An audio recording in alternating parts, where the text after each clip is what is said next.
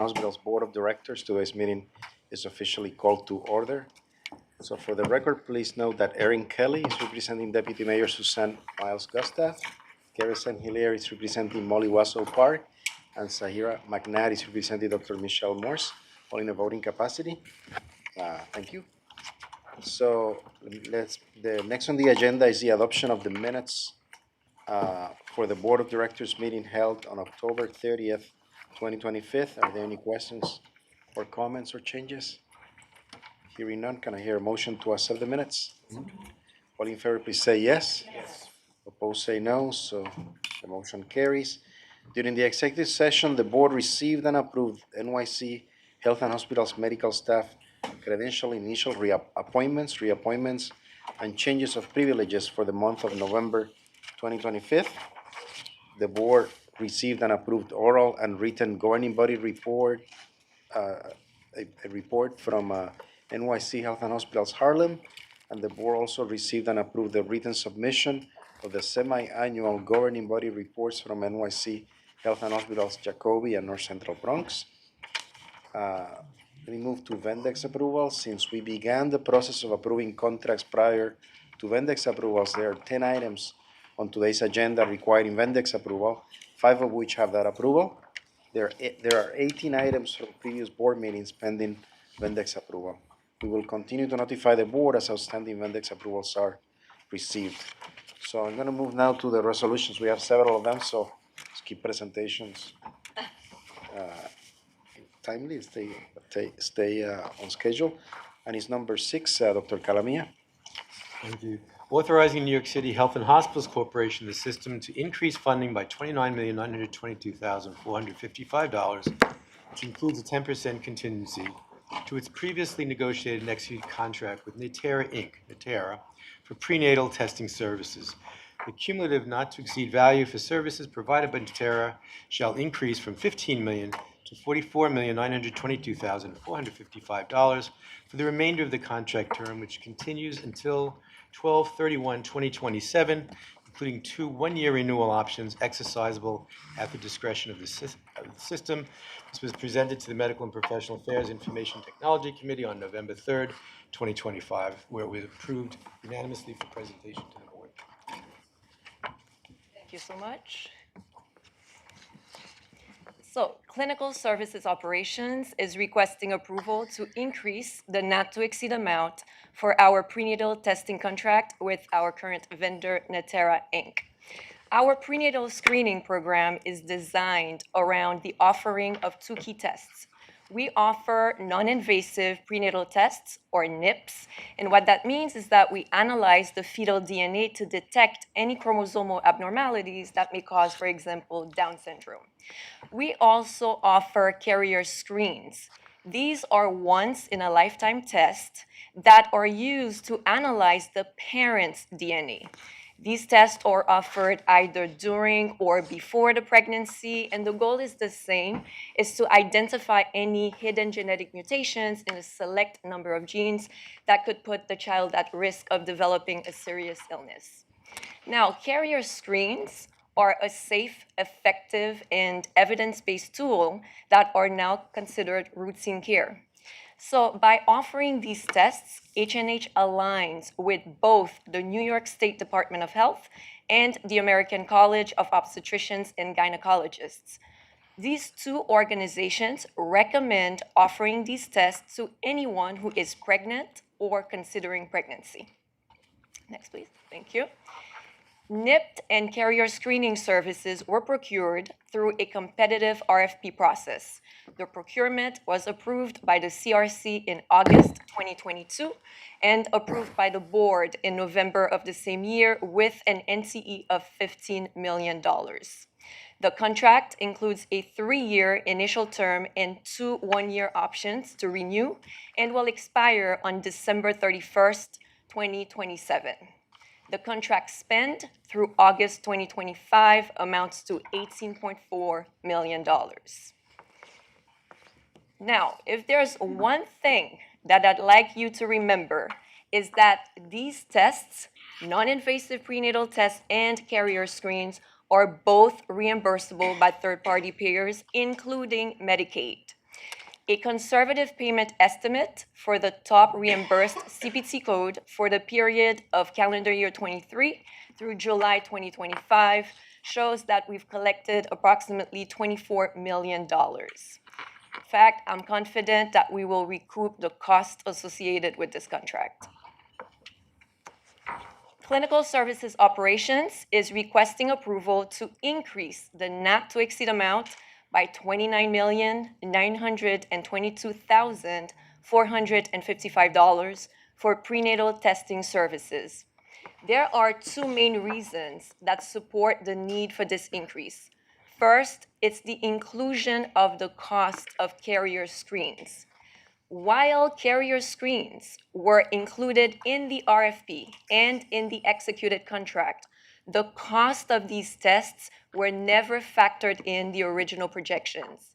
And this is because at the time the volume was pulled, we did not have a fully functioning interface in place that allowed us to pull the utilization across the system.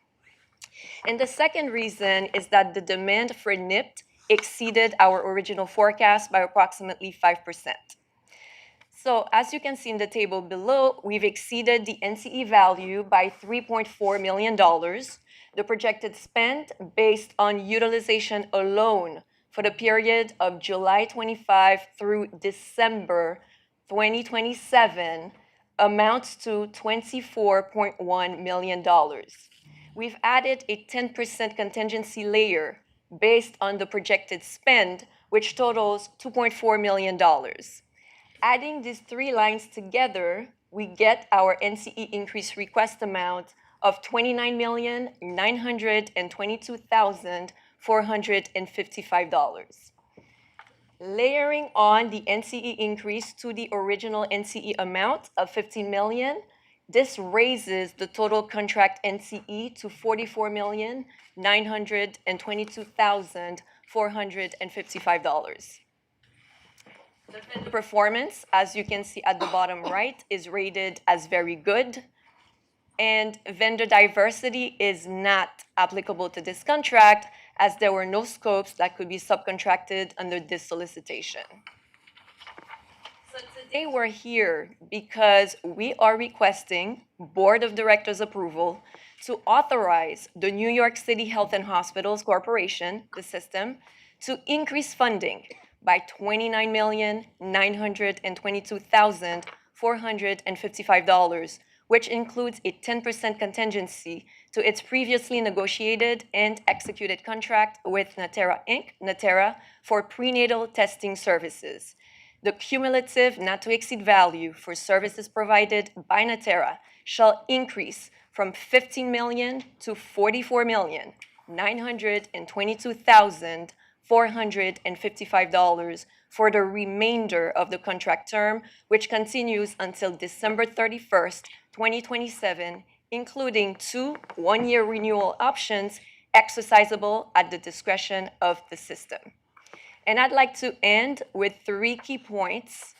One, adjusting that NCE value will allow us to continue to provide standard care to our patients. And I think this is really the top priority for us today. The second is that the facilities are already incurring these costs because we've been providing these tests for quite a long time. And third, the investment will pay for itself. Thank you. Thank you. Any questions from board members? Thank you for the very clear presentation. Thank you. Yes, thank you. Okay, hearing none, then I'll ask for your vote. All in favor, please say yes. Yes. Opposed, say no. Thank you so much. Thank you. So, resolution approved. Let's move to the next one, number 7, Dr. Calamia. All right, authorizing the New York City Health and Hospitals Corporation, the system to execute contracts with Rapid Reliable NY by DACO LLC, AC Disaster Consulting, Premier Assist LLC, Cherokee Nation Management and Consulting LLC, and MedRight LLC for public health rapid response services at a not-to-exceed amount of $75 million for a contract term of 3 years and 2 one-year renewal options exercisable at the discretion of the system. This was presented to the Finance Committee on 10/14/2025 and to the Medical and Professional Affairs Information Technology Committee on 11/3/2025, where it was approved unanimously for presentation to the full board. Great, thank you. So we can go, oh, here we go. So what we're looking to do here is have contracts for rapid response capacity to respond to infectious disease outbreaks in the community. And we're looking to contract in between activations rather than trying to contract in the midst of an emergency. That's what we're looking to do here. So we want to be able to respond with multiple vendors to be able to respond to those infectious diseases such as COVID-19, Mpox, measles, tuberculosis, and we're looking to have multiple vendors available to us for that purpose. The pricing for these services is primarily based on a per team, per day basis. So in the event of activation, what we'd be looking to do, we'd be looking to have vendors deploy 5 or more teams per day, operating 5 to 7 days a week and starting immediately. Deployments could be short, for a few weeks for a small outbreak, or it could be many months for a larger outbreak. This could be mobile services that are set up on a sidewalk, put the tent out on the sidewalk outside a mobile unit, or it could be something like a church basement or a community center. Vendors are responsible for staffing, patient notification, mitigation planning, data and reporting. Importantly, in this sort of context under this contract, the patients here are patients of the vendor.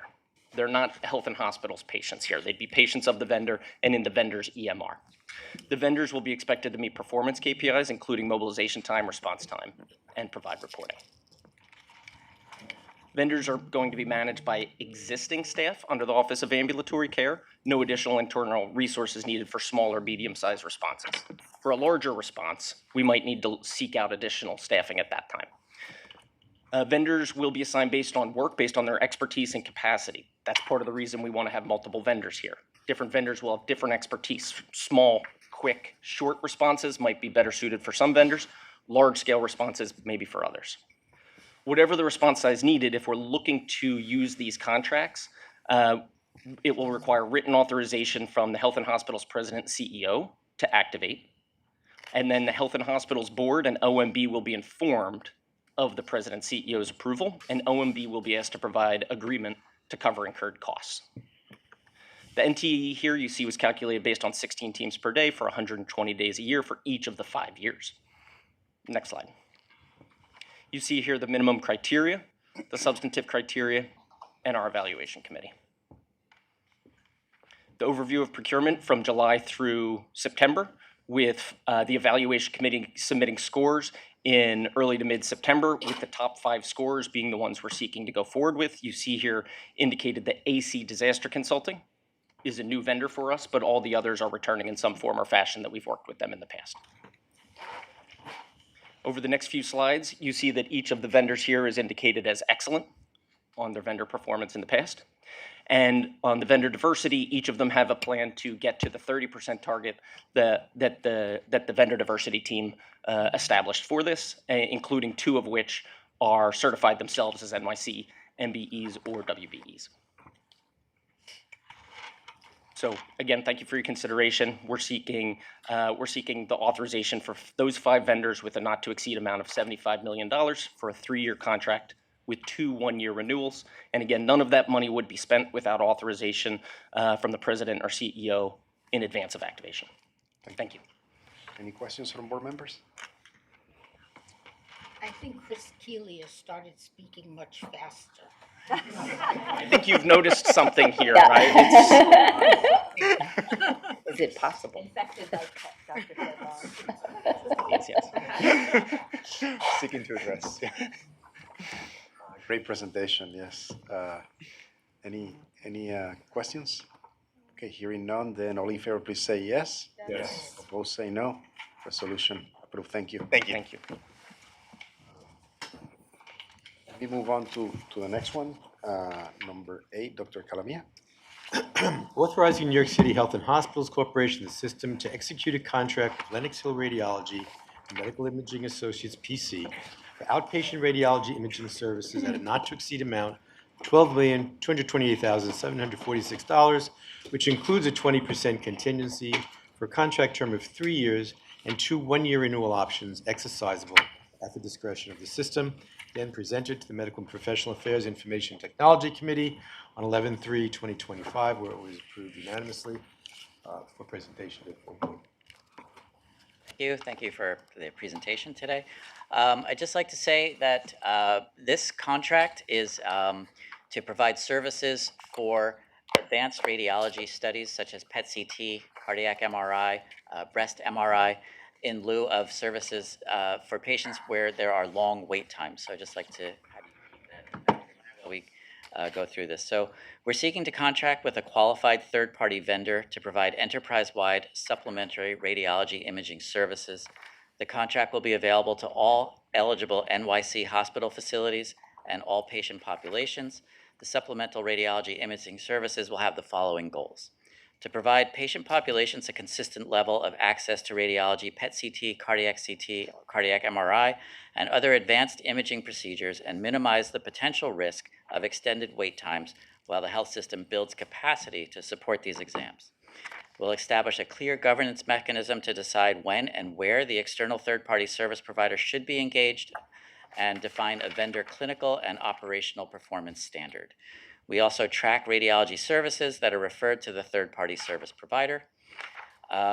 Contracting with the third-party provider addresses the long wait times. New York City Health and Hospitals would activate the third-party referrals when wait times extend beyond our targeted turnaround times and our objectives. The future external referral volume will reflect the actual patient demand, and the vendor contract is a bridge to New York City Health and Hospitals enterprise radiology, building the infrastructure to provide the services on site at our acute care hospitals and outpatient imaging centers. Currently, we're in the active planning stages to have 2 PET-CT scanners at 2 acute sites and active implementation of cardiac MRI imaging program at one of our Gotham sites.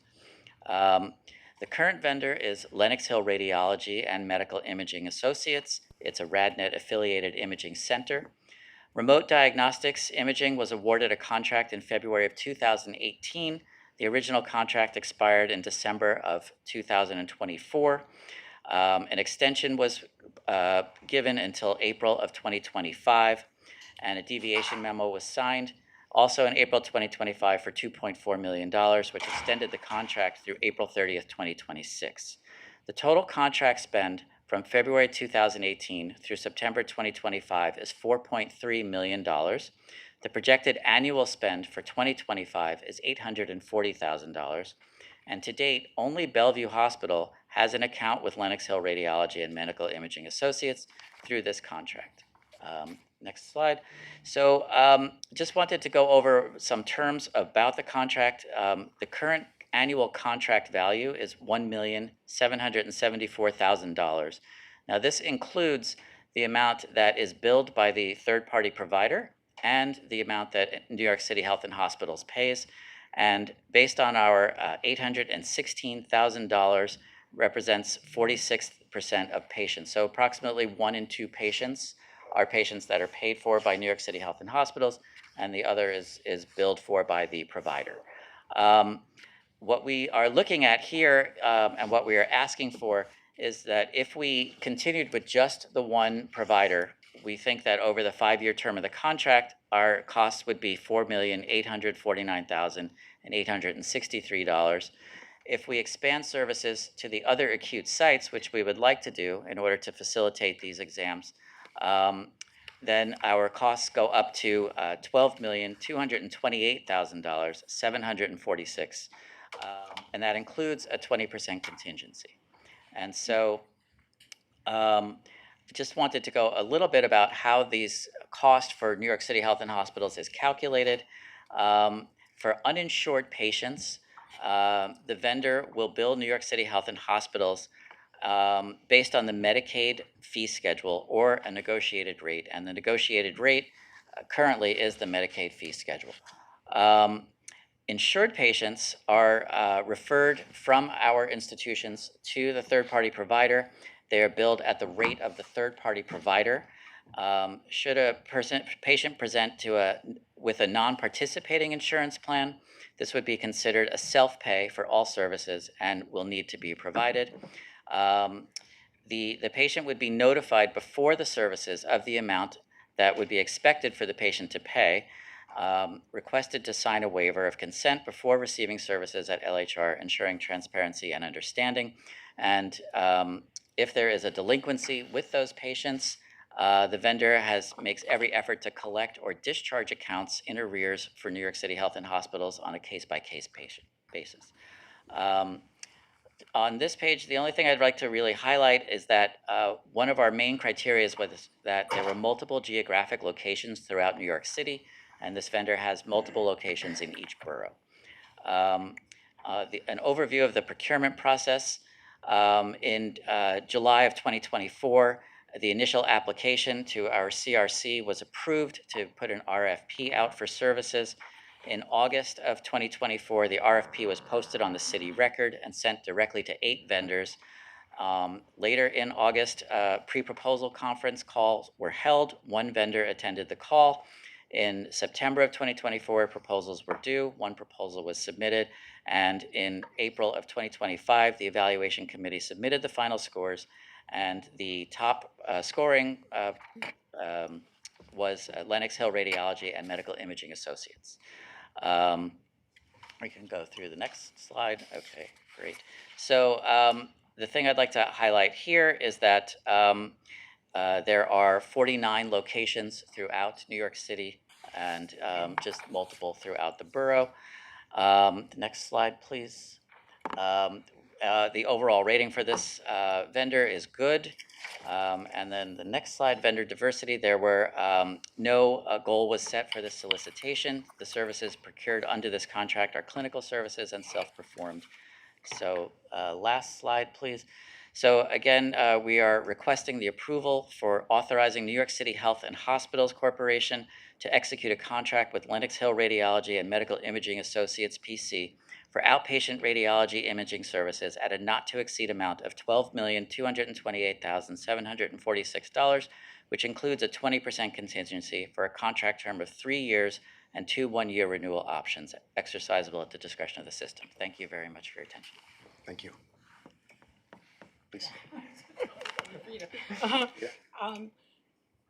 I wanted to get a sense of the scope of the gap that exists and whether this is like a kind of a down payment on that gap as we come up to speed in certain places, and whether we have the ability, if we haven't increased our capacity, whether we can extend the contract and continue it without coming back to the board, for example. I just want to get a better grasp of what this really represents in the context of need. Correct. It's a great question. So what we have, the patients who are utilizing this service now are patients in need of PET-CT. Often those are oncology patients, and they're very time sensitive. We are building that capacity across the system. We hope in the next 2 years to be able to accommodate all of the patients at H&H while we put our sites up and our new imaging equipment up and get our sites running. The other studies that we have, the cardiac MR and the breast MR, is also a matter of instituting protocols with existing equipment that we have. It's just new services that we have not been providing at all of our sites, and that we are in the works for that. So again, in the 2-year time period, we will have those protocols in place. And the third part is with breast imaging. There is an increase in the demand for breast imaging with new screening requirements. And so as we, as a health system, try to understand how we can best accommodate those patients, we still have patients who are having excessive wait times, and that, since those are also oncology exams. In terms of coming back to the board without having to renew it, I will defer to Dr. Long. Yeah, well, I think, so to answer your question, Sally, our intent here is, to summarize what Stephen was saying, to just provide uninterrupted and timely care, especially to our cancer patients, as we're building out the internal resources. So we don't anticipate the need to have to come back, but the way that we're going to avert that will be to build out the resources that we need to take care of our patients in our system. And Bronx and Staten Island, you just have a few facilities at those. Are they the new services you're going to build up? Are they at the head of the list on that, or do you know what I mean? There's a gap in being able to use these services because there's so few, Lennox has so few facilities, Oh, in Staten Island? and the Bronx, Right. three in the Bronx, two in Staten Island. Right. So yes. So the patients will have access. Anyone in Staten Island, we will not be building an MR in Staten Island. There's no plan to put one there. But we will have capacity in southern Brooklyn. There are new sites going up in Right. southern and mid Brooklyn around Woodhull. So those patients, that would be the closest area for them. And as we expand our acute care sites, if we can and start to have patients being able to self-schedule, we may be able to accommodate them at some of our closer sites, such as Kings County, for some of those exams. So we hope they would not have to travel as much as they Exactly. need. So is the goal to eventually not have to use third party and we would all do it in-house? Yes. or- yeah. And just gives me an opportunity to say that Dr. Pulitzer gets the credit for eliminating our use of Nighthawk, which was a contract that we used to have for reading X-rays at night because Health and Hospitals was unable to do it. And he put together a team. I've reviewed the data myself, and what the data show is that we're now able to do read more radiology for the same amount of money as we were spending before. So we've increased the volume while keeping the total dollar the same. So he's done a phenomenal job at that, and so he's serious when he says he recognizes it is better for us to do this ourselves, but it does take time. And it is also true sometimes around very expensive equipment, it can make sense to use a contractor. It depends what the cost of acquiring the equipment is. And in that sense, certain kinds of specialized radiology, people do have to travel for it. That's just the nature of it because it's too expensive to buy it. Specialized. Right. If you get to a certain cost of the equipment, that's when you want to contract it out because you want to say, is that really what we want to buy with our, scarce capital dollars? But I think you can count on him and his team to be genuine in the desire to bring it home, and we think we do a better job as well. So that's the goal. And just one more quick final point on that. We are doing the expansion as we speak. So we have a new MRI machine at 815 Broadway, building out 2 more PET-CT scanners. So that's going to help us to achieve these goals. I just have a question about the solicitation. There was only one proposer. Do you have context or color on why that might be? So at the time of this solicitation, I was not involved directly with that, but I can bring that back to the board as to why there was one. And I think just a important thing to consider there too is this is a pretty big ask to have geographic access to care for these sort of very high end machines. So that's why we need them because we didn't have that. So this is it's not a very common thing to be able to find. In some cases, it's better to provide transportation than local, right? I mean, that may sometimes be a better solution for us than buying the equipment. Right. Is to just figure out transportation. And Medicaid will provide transportation, so it's not at our cost if the person is on Medicaid. It requires a little bit of finesse, I know, as a primary care doctor, having to sign certain forms. But there is a system of arranging transportation for Medicaid patients. Okay, so we're voting on number 8. All in favor, please say yes. Yes. Opposed, say no. So resolution approved. Thank you.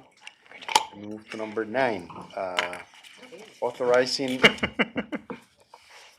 New York City Health and Hospitals Corporation to sign a 5-year lease extension with the Matone Group Springnex LLC for 4,218 square feet at 134-64 Springfield Boulevard, Queens, to house the Gotham Health Springfield Gardens Clinic, operated by NYC Health and Hospitals Gotham Health, extending a lease due to expire May 31st, 2030 to expire May 31st, 2035, with the base rent remaining unchanged at $53.05 per foot plus an estimated annual common area maintenance charge of $233 and an estimated annual charge for real estate taxes of $51,613 through May 31st, 2030, when base rent will increase by 10% for the 5-year renewal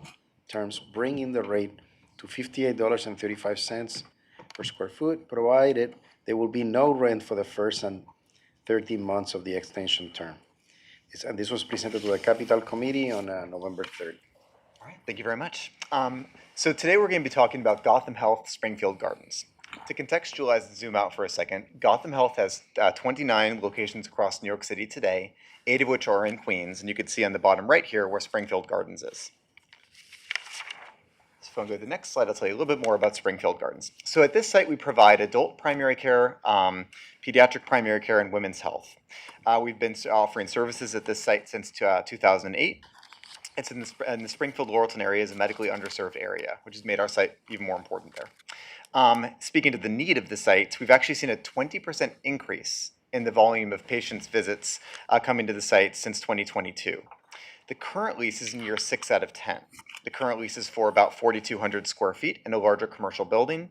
And the reason we're bringing this to you all today is because we're very fortunate to have received, thank you to the Queensborough president, several capital investments, including things like replacing the HVAC, reconfiguring layouts, updating the reception area, and refreshing the floors. In order to use these very much appreciated capital investments, there's a requirement from OMB to have a longer lease. Hence, coming back to you today about establishing a longer lease.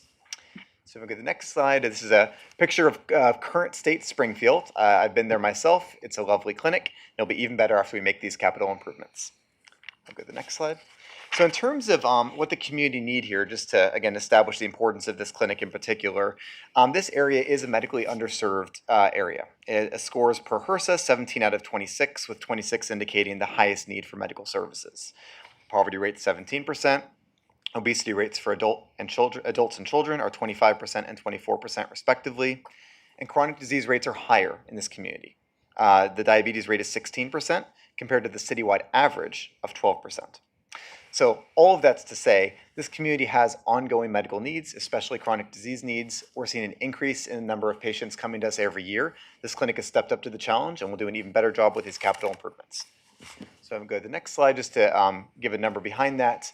In 2025, the visit volume total was over 9,000 visits, and that's between adult, pediatrics, and women's health. So just to talk nuts and bolts of the lease, Gotham Springfield will continue to occupy 44,218 square feet located within a commercial building within a strip mall at 13464 Springfield Boulevard. It's an extension of an existing 10-year lease, currently in year 6, to a total of 15 years. The base rent is fair market value. Your packet included a fair market value assessment. The rent is unchanged till May 31st, 2030. Then it will increase by 10% to $58.35 for the new 5-year term. There are common area maintenance charges of approximately $27,233, and real estate taxes are estimated to be $51,613 annually, bringing over the course of 10 years a remaining contract value of $3,096,866. Please let me know if you have any questions. And in quick summary, we're here requesting authorization to sign this 5-year lease extension for Gotham Springfield Gardens. Thank you. Any questions? Okay, hearing none, then let me ask for your vote. All in favor, please say yes. Yeah. Opposed, say no. Resolution approved. Thank you. Thank you. Okay, so I'm going to move to number 10.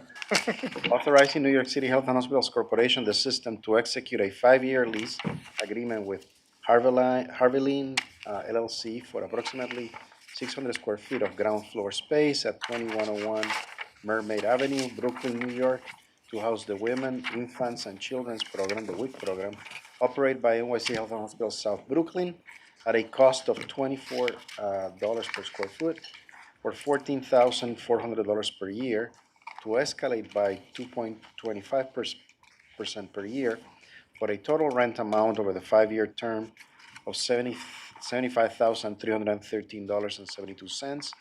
In addition, there will be a $200 per month utility payment or $2,400 per year for a total utility cost of $12,200 over the course of the 5-year term, making a total cost of occupancy over 5 years to be $87,314.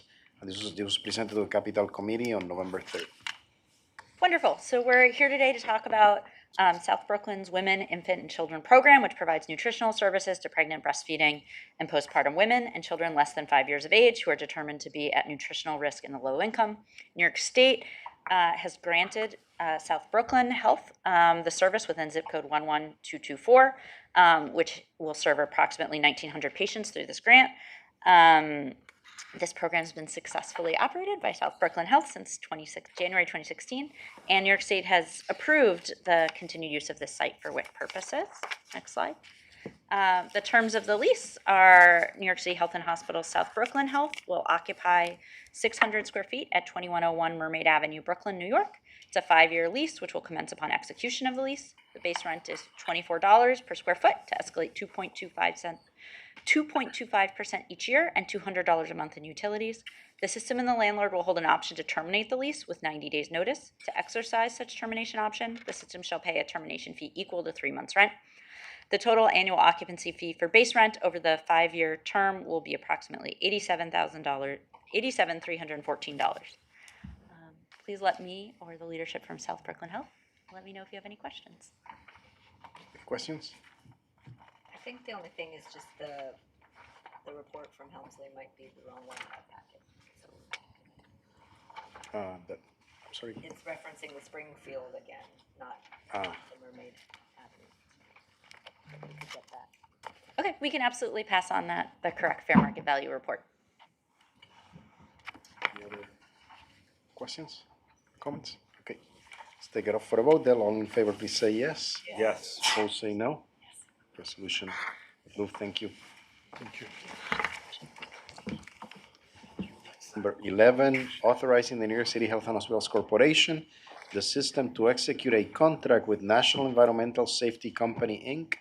for the early demolition and abatement package at NYC Health and Hospitals North Central Bronx Outposted Therapeutic Housing Unit project with a contract amount of $4,956,151 and a 10% contingency of $495,615 for a total authorization of $5,451,766 with an anticipated duration of 6 months, and this was presented to the Capital Committee November 3rd.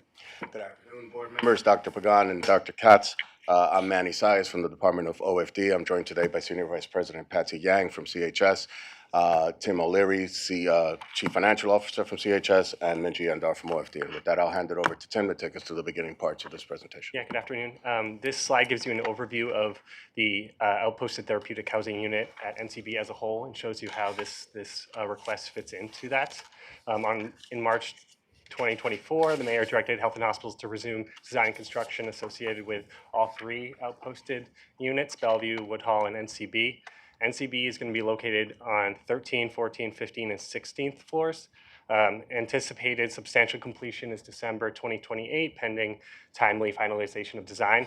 This consists of 4 components. The first is the renovation of space on other floors to make room for the relocation of administrative staff, currently on 13 and 14th floor. That work began in January and is currently underway, almost complete. The second prerequisite component is the demolition and abatement of the future OTXHU space to make ready for construction. That work is being presented to you today. The third component is the design and reconstruction of the ground floor, including the emergency department. That work is in design. It's expected to go before the Capital Committee in the coming months. And the last component is the construction of the OTXHU itself. Pending final design, we expect to bring that to the Capital Committee in the next calendar year and to begin construction in December 2026 to last 24 months. Thanks, Tim. The project scope and schedule includes demolition and abatement on partial of the 13th floor, abatement on the 14th, and demolition on the 14th, 15th, and 16th floor. It also includes construction of a new bathroom and ante room for 13B, There'll be no impact to patient care during the construction, and the project is expected to begin in winter of 2025 and conclude by summer of 2026. Next slide. This is an overview of the procurement. So it was posted to City Record in May of 2025. A site tour was held on the 12th and 13th of May. A total of 10 contractors attended. Bid due date was June 17. 2 bids were received, and determination of low bid was finalized, and National Environmental and Safety Company was selected as the lowest responsive and responsible bidder. Next slide. This is the construction contract. Contract amount is for $4.9 million. The project is expected to start in winter of 2025, completed by summer of 2026 for a duration of 6 months. It's actually a little longer than 6 months, but the vendor has not completed work for Health and Hospitals, but they have received 5 ratings in MOX for 4 for Parks and 1 for DDC, excellent and good. And they've committed to a 32% MWBE goal, and listed on the table are the subs that will make up that 32% MWBE goal. Next slide. This is the project budget. It includes a 10% contingency of approximately $500,000. Full funding for this project has been allocated, and the CP is submitted to OMB and just pending approval from OMB. And the last slide is the resolution. Thank you, and I'm happy to take any questions. Okay, hearing none, take it up for a vote. All in favor, please say yes. Yes. Opposed, say no. So the resolution approved. Thank you. I'm gonna move to number 12. Authorizing New York City Health and Hospitals Corporation to execute a contract with Kingsley Energy Systems LLC for maintenance and repair services for the newly installed 4-megawatt combined heat and power cogen system at Bellevue Hospital with a total not to exceed amount of $4,684,448 and a 20% contingency of $939,890 for a total authorization of $5,624,338 with an initial contract duration of 3 years with the option of 2 one-year extensions exercisable at the discretion of the system. And this was presented at the Capital Committee November 3rd. Thank you. I'd like to introduce Omar Kabuk, who's our Chief Carbonization Officer, who will start us off in this presentation. All right, thank you, Manny. Combined heat and power system, also known as a cogen, is a machine that produces both electricity and thermal energy from a single energy source, that is natural gas. The system will be operational year-round 24/7 to produce electricity and hot water for heating. Establishing a maintenance contract for our new cogen system will provide our staff with direct control and oversight of performance, scope, and deliverables. Flexibility to tailor maintenance strategies as the system matures, allowing our team to adjust maintenance frequencies, scope based on actual needs rather than fixed tasks. Full visibility into pricing, markups, and service schedules, which creates transparency to project future costs. Next slide, please. Office of Facilities and Development is seeking approval to enter into a contract with Kingsley Energy Systems LLC for the maintenance and repair services for their newly installed 4-megawatt combined heat and power cogen service system at Bellevue Hospital. Scope of work covered by the contract includes preventive maintenance, repairs, consumable supply, for example, urea and engine oil.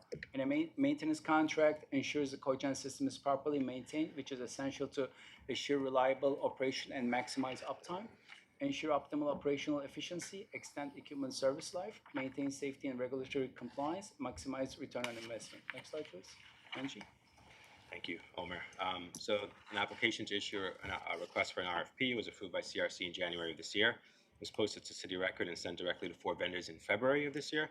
On February 27th, a pre-proposal conference was held. 4 vendors attended. And in June of 2024 of this year, proposals were due. 2 proposals were received. And in July, vendor presentations were held, and only 1 vendor was invited to participate. The reason there was only 1 vendor was the other vendor did not submit a complete package, so they had to be disqualified from the procurement. And in August, Kingsley Energy System was determined to be the top scoring proposer. They were selected as the vendor to enter into contract with. The next slide shows our minimum criteria, MWB certification utilization plan or waiver, along with the substantive criteria, and the evaluation committee was made up of a number of our staff from the Office of Facilities Development, along with Director of Engineering and staff from Bellevue Hospital. Next slide. Contract duration the contract will commence on January 1st of 2026 and will be for 3 base years with 2 one-year extensions. The contract value is about $4.7 million. The vendor has not done any work for health and hospitals, but they have done work for Vanguard Renewables, Quantum Biopower, and Renew Energy, all of which provided good reviews when requested. The vendor team has provided a waiver for Kinsley Energy, and this is because Kinsley Energy will self-perform all of the work that's related to the contract. So there's no opportunity for subcontracting and vendor diversity commitment. This is the contract budget. It includes a 20% contingency, which is a bit higher than you would see in our construction projects. And the reason for this is over the term of the contract to ensure there's enough funds to cover repairs, maintenance, and any emergency work that might be needed. And the last slide is the request.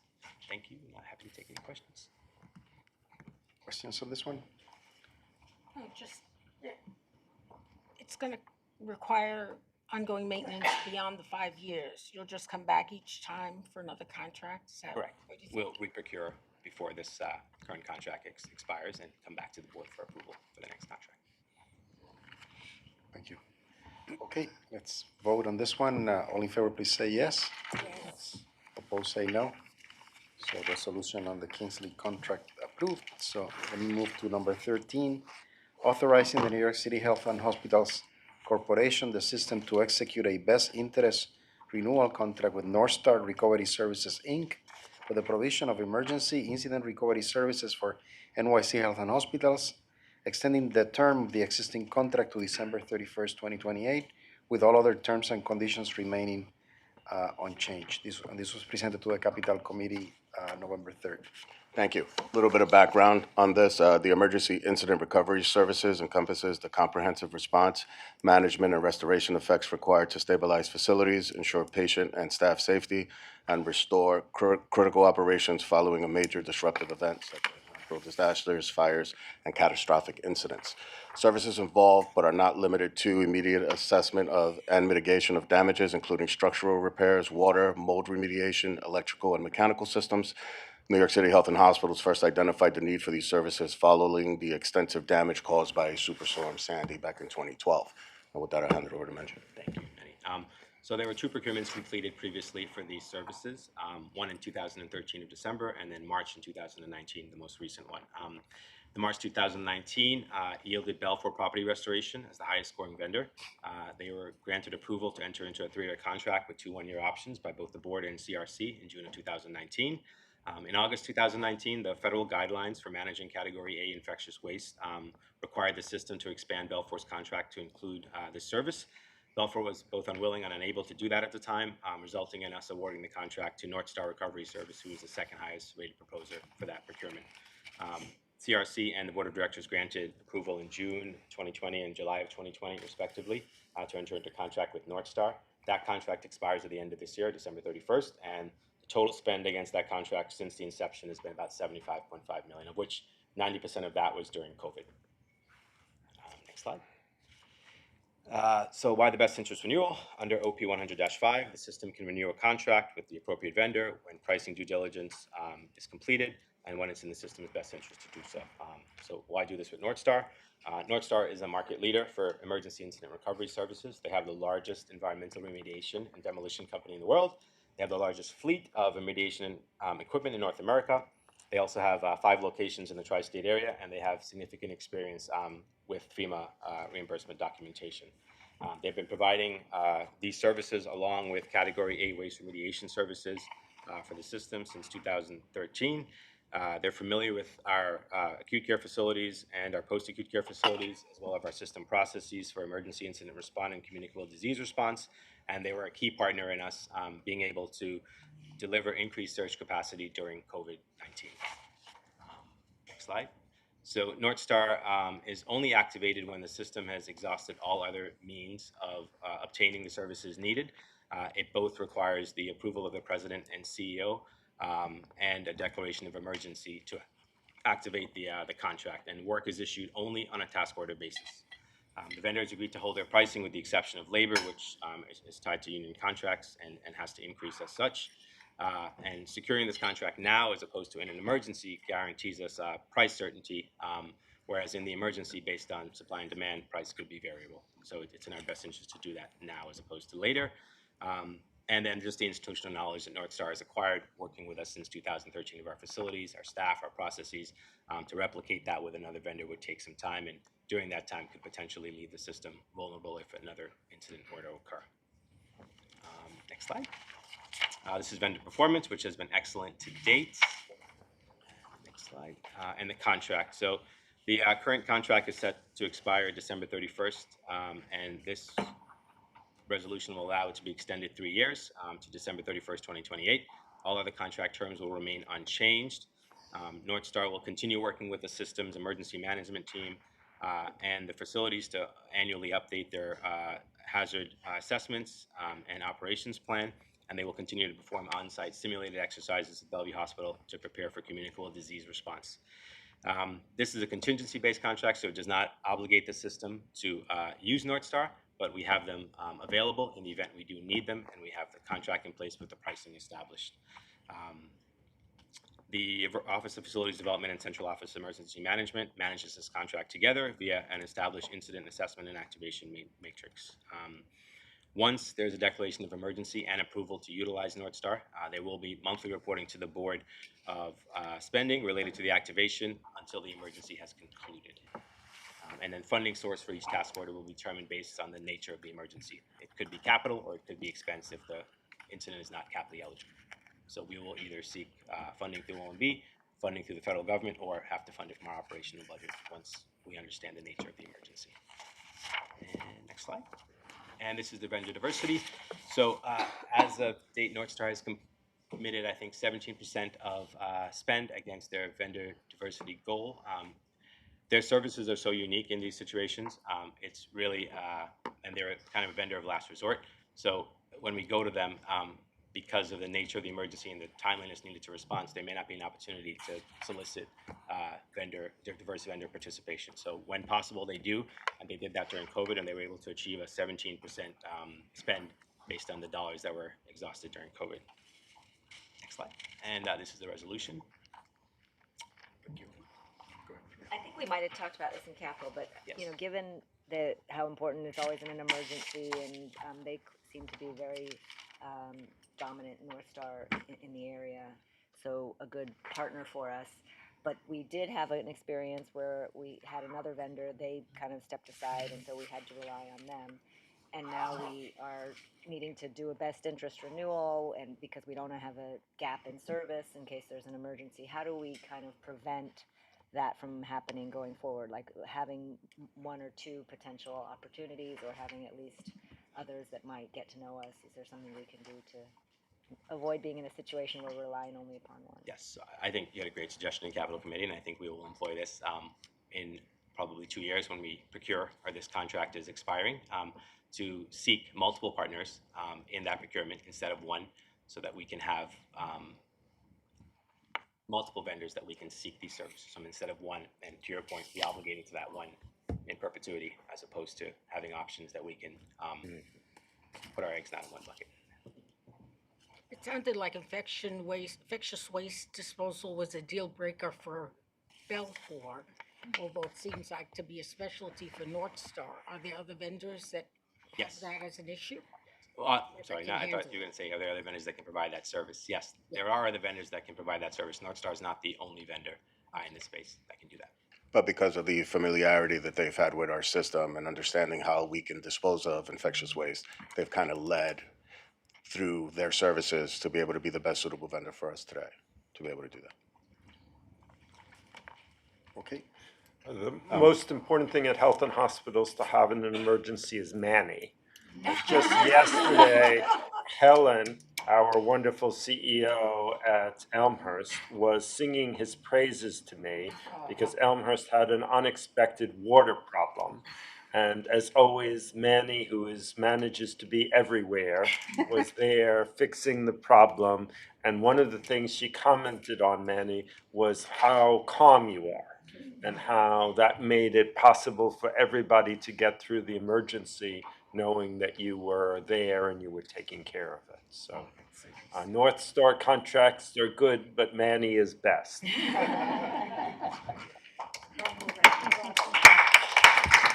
Okay. So let me ask for your vote. All in favor, please say yes. Yes. Opposed, say no. Resolution. Thank you.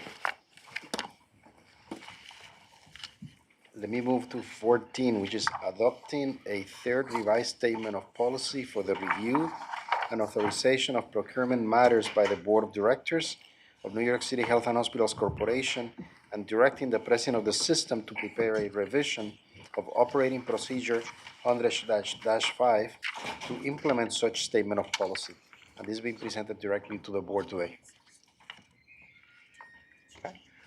Good afternoon, everyone. First and foremost, thank you to the board for giving us time today. My name is Lee Fiebert. I'm Deputy Chief for Business Operations, representing supply chain. And so for the first slide here, New York State law requires that public entities such as the system have in place written policies regulating their procurement activities. The board intends that the adoption of this third revised statement of policy and conforming operating procedure 100-05 satisfy this requirement. Next slide, please. Okay, so supply chain services, something I'm very passionate about. We are a strategic business unit within New York City Health and Hospitals that aims to create synergy between our internal stakeholders, so all the various business owners, and our vendor partners. And we do this by developing collaborative relationships on both sides, with the vendors as well as with our internal stakeholders. And our objective is to align our business needs by evaluating and selecting suppliers that ultimately, at the end of the day, deliver the best possible value to our organization, and that value obviously trickling down ultimately to our patients. And so how do we do this, right? First and foremost, cost optimization, of course, comes to mind. We have a team of analysts that perform tactical analytics, looking at our spend, identifying cost savings opportunities. This is happening, every day. We also have contract managers that work diligently to negotiate innovative contracts in an effort to deliver the lowest price, but also obviously enhance operational efficiency, right? And also get other value adds through the process. Supplier and relationship management is another really critical piece. Again, establishing strong relationships, it's not just with our internal business owners, but also with our vendor partners to ensure that we're aligning, with system needs. Monitoring KPIs, key performance indicators, in areas such as pricing, of course, but also ensuring that they're delivering on their, service and value commitments to New York City Health and Hospitals. And I've said this, already, but I think it's worth, reiterating: customer service. How do we ensure that we're providing the best possible customer service to our stakeholders here, but also, working well with our vendors and establishing trusted partnerships that allow us to do business efficiently and get the best possible pricing and value. So the proposed revisions to 100-05. So, really at the highest level, the key areas that we're looking to adjust 100-05. First is to increase the threshold for approval of contracts that are reviewed by the CRC, or Contract Review Committee, and we're seeking to increase that threshold from $1 million to $5 million.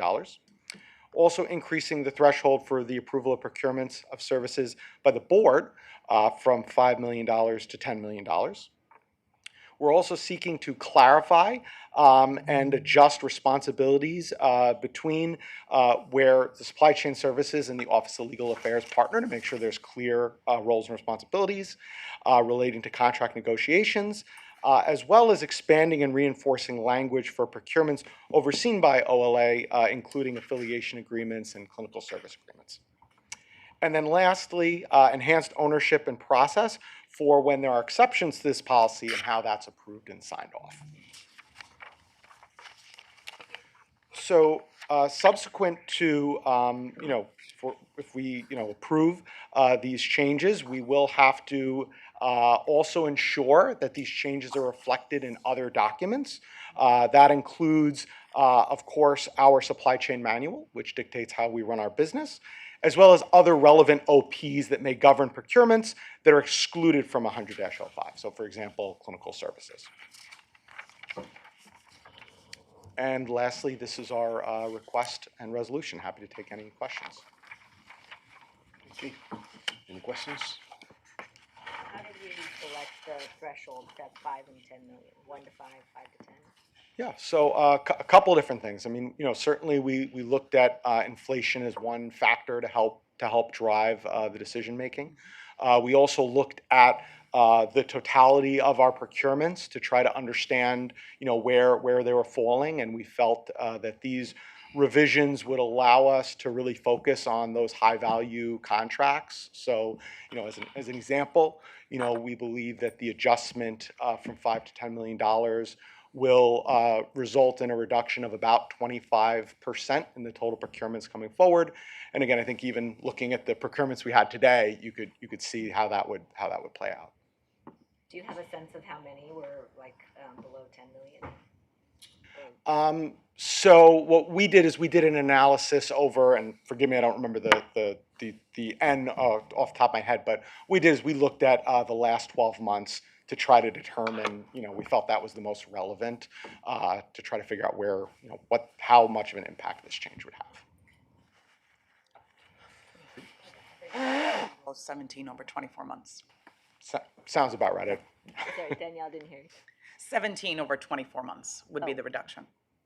Right. So not a huge number. No. Correct. We run big contracts. Right. I mean, that's the reality. And again, the way I see this is not meant to be less oversight. This is meant to spend your oversight time on the major contracts and not on the very small contracts, because it's the big contracts that are more important to be devoting our time and attention to. Let me then ask for the vote. All in favor, please say yes. Yes. Opposed, say no. Resolution approved. Thank you so much. Move to 15. Sorry, read it. Authorizing New York City Health and Hospitals Corporation to negotiate the terms of and enter into an affiliation and asset transfer agreement with Maimonides Health Resources, Inc., and its subsidiaries and corporate affiliates, the Maimonides entities, for the transfer of NYC Health and Hospitals and its subsidiaries, collectively NYC Health and Hospitals, of specified assets and liabilities of the Maimonides entities, and for NYC Health and Hospitals to assume control of the healthcare operations of the Maimonides entities. And further, authorizing the system to take certain steps necessary to satisfy the terms of the ATA in order to consummate on or about April 1st, 2026, and upon the receipt of requisite governmental third-party and NYC Health and Hospitals Board approvals, the transaction described in the ATA, the transaction, so long as the governing bodies of the Maimonides entities vote to proceed with the transaction. And this being presented directly to the board today. So I'm going to just do the big picture, and then Matt, Andy, and Deb, along with some help if we need it from our legal team and consultants, will provide it. I was approached about 2 years ago by the CEO of Maimonides on whether or not Health and Hospitals would consider them joining our system. And that is because their board has, for the last 10 years, been pursuing a partner, recognizing that it's very difficult for any independent hospital to succeed in the New York City market, and most independent hospitals have since been acquired by other systems. At one time, it looked like they were going to be acquired by Northwell, and that did not go forward. But their board remained true to the desire to join a system. And because there was no private system that was interested in them joining their system, they came to us. The major difference between them joining a public system and a private system is that over time, their patients have matched our patients in terms of payer mix. They are primarily, their patients primarily have Medicaid or no insurance, or Medicare. They no longer have very many private insurers. When a private hospital takes over a smaller hospital, it's with the idea that the hospital has a fair number of private insurance. And so the stronger hospital takes over and gets a better rate for that private insurance. And so that's what closes the deficit and the reason why a private hospital would take over a smaller hospital. But in this case, when you look at the demographics of who is going to Maimonides, it is so strongly Medicaid, Medicare, and uninsured that there's no opportunity for a private system to be able to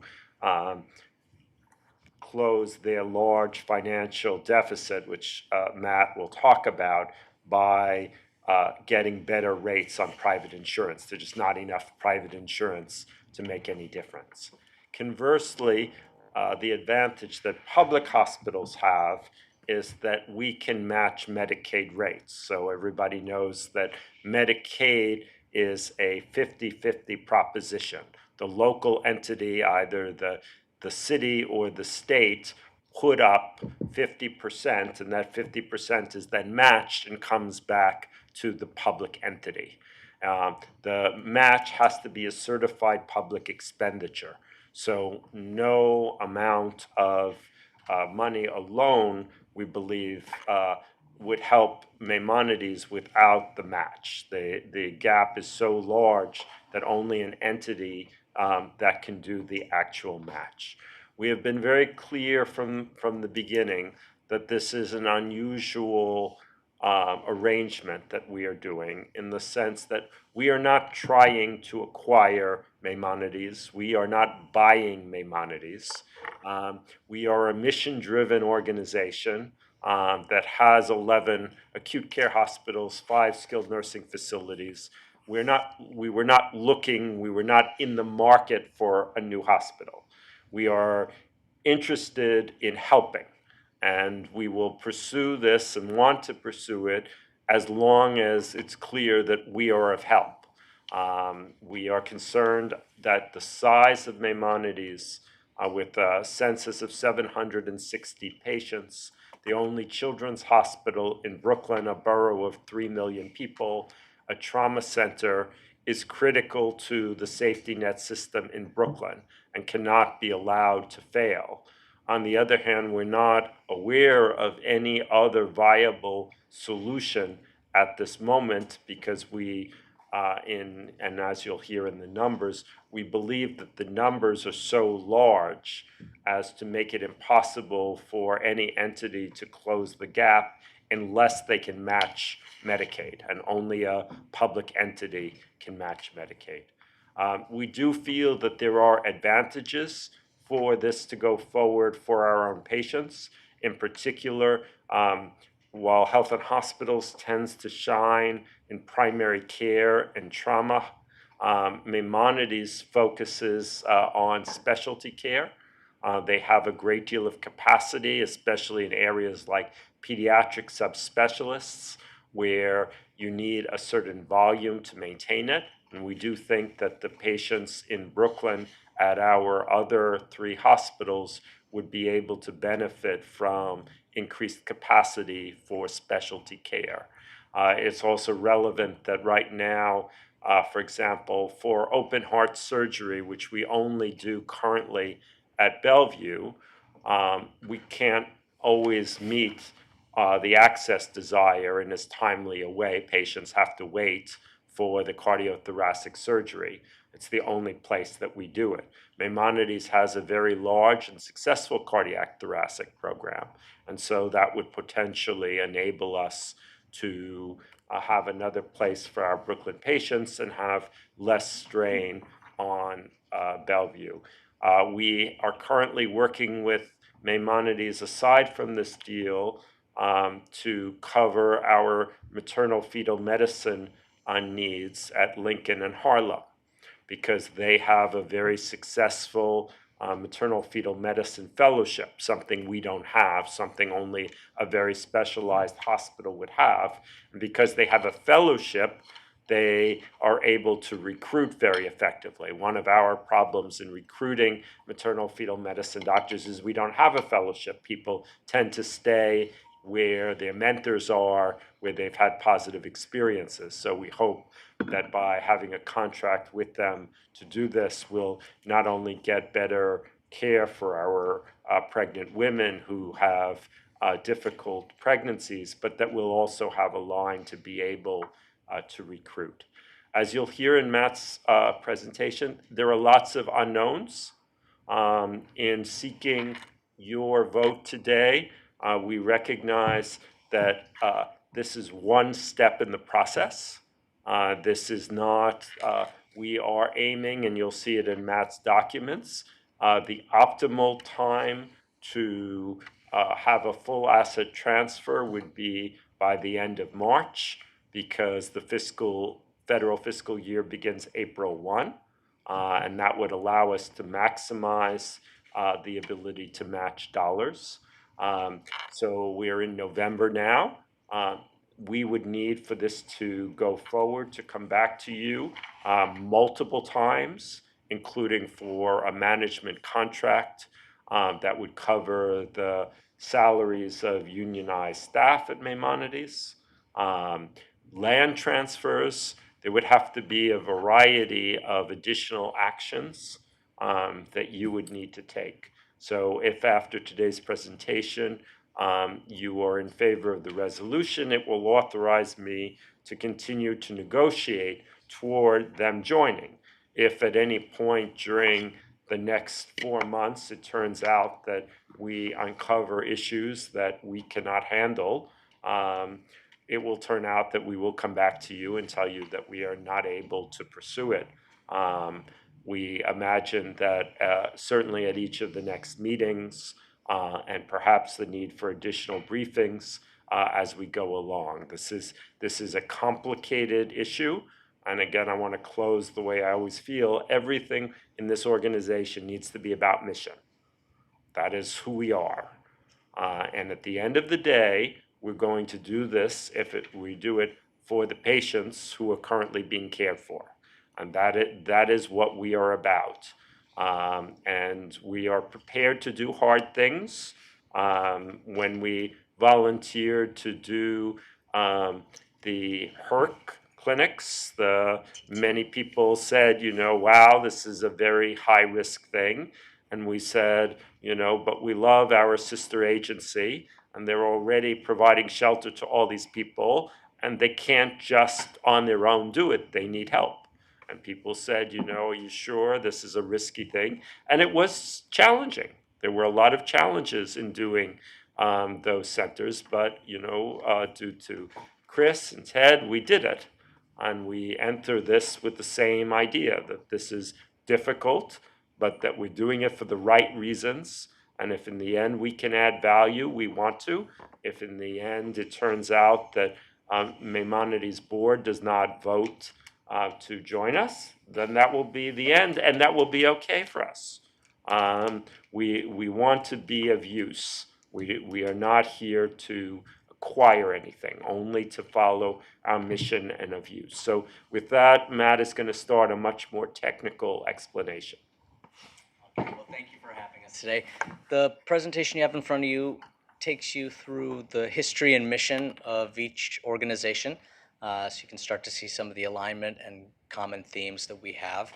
We then talk about how this partnership evolved and the vehicle that the state of New York is using to help us effectuate it, the SafeNet Transformation Fund. And then we'll spend a lot of time on the actual structure of the partnership and how that aligns with the strategy of how we will come together as one, hopefully, and make 1 + 1 = more than 2.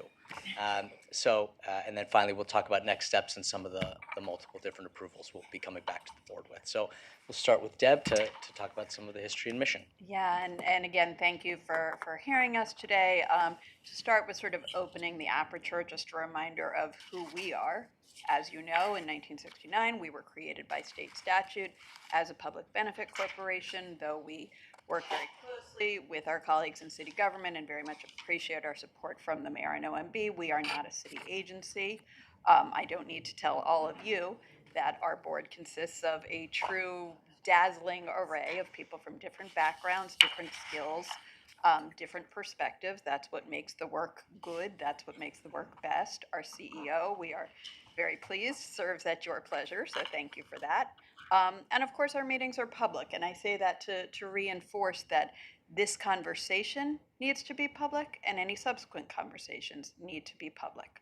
And of course, our mission remains the same no matter what. We are proud to care for NYC, period, no exceptions, period. Next one. And in addition to all the things that Dr. Katz said about why this makes sense, how we want to be of service, how we can really allow a greater opportunity for our colleagues at Maimonides, I also want to take a step back and reflect upon what we have all collectively been able to do under Dr. Katz's management, under your leadership, over the last 5-7 years. We have really sort of recreated what public health care can look like, and we are very proud to do so. We are very proud to continue doing so. And so, this slide just lays out a smattering of the things that we have been able to do. Our quality continues to go up and up and up. Our colleagues at South Brooklyn Health have advanced now to a B. Our colleagues at Queens got an A for the second time in a row, the only hospital, I believe, in Queens to do so for 2 years in a row. Our leaders are recognized routinely, and truthfully, since I made this slide, about 4 more things have happened. So, we literally can't keep up. Shameless plug here, if you don't follow us on social media, if you don't get our press releases, please do. It's an impressive amount of work that all of my colleagues do here. Our financial footing is solid. And Matt will talk about that during the presentation, but this has been a significant turnaround in the work since about 2018, the advent of Epic, the incredible commitments that John and his team have made in revenue cycle. We are stable.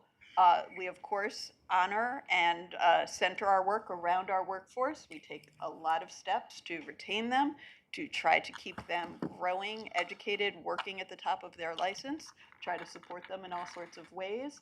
We get bigger. We are in all boroughs, and of course we have our acutes, our post-acutes. As Dr. Katz mentioned, our team has done incredible things with the HERCs, with mobile units. We have created supportive housing for our patients, and I'm looking at my colleagues in the room who are doing all of this work every day.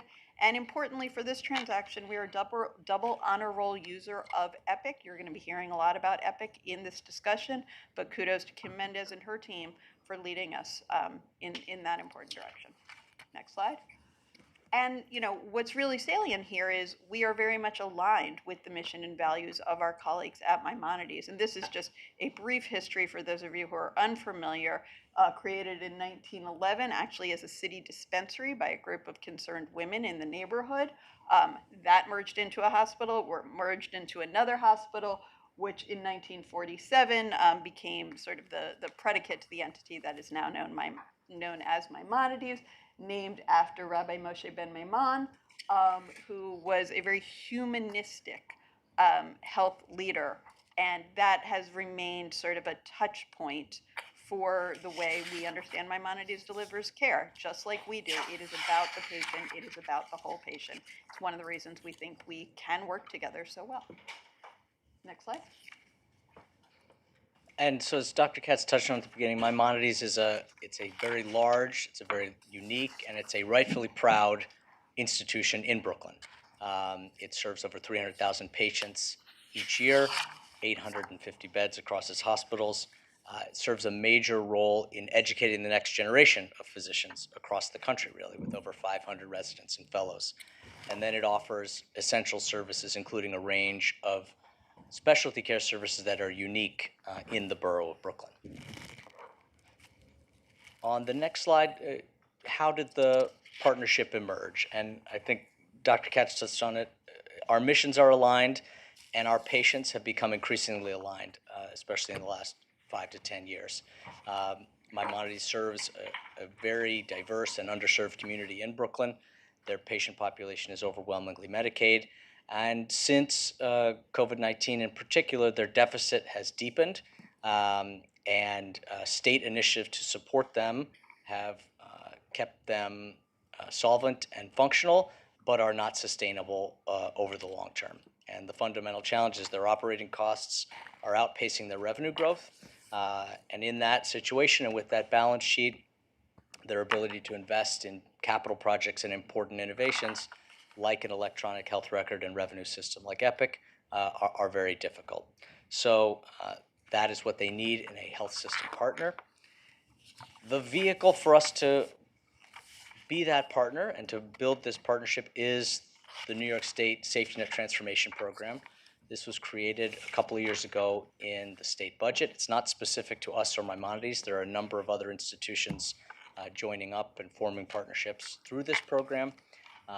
We were approached by Maimonides to go down this road, and other steps we've taken to date are we signed a letter of intent to continue this work back in May, and the governor announced an intent to support us through the SafeNet Transformation Program in October. The high-level goals of the partnership from the beginning, really the non-negotiables for both sides, is a partnership only made sense if it could maintain and expand where possible the scope and quality of the clinical care being provided by Maimonides, to maintain and expand their ability to meet the needs of the diverse communities they serve, and to maintain and improve their financial stability. If we couldn't check either of those boxes and weren't very confident in it, a partnership did not make sense. And so then we looked at the specific tactics to get there. The specific goals of a partnership will be to extend our electronic health record system across Maimonides in a rapid, efficient, and very effective way. We will be able to help them enhance their Medicaid rates, which will have a dramatically positive impact on their finances. There will be, through our partnership, an increase in the amount of patient services we can provide, improving access and improving quality for people across the borough. We will respect the community needs in Brooklyn and through all the patients they serve. I think we're uniquely skilled at that across our wide range of facilities that are common only in their ability to serve their respective communities. If you've seen one health and hospitals facility, you've seen one health and hospitals facility. They are not cookie cutter.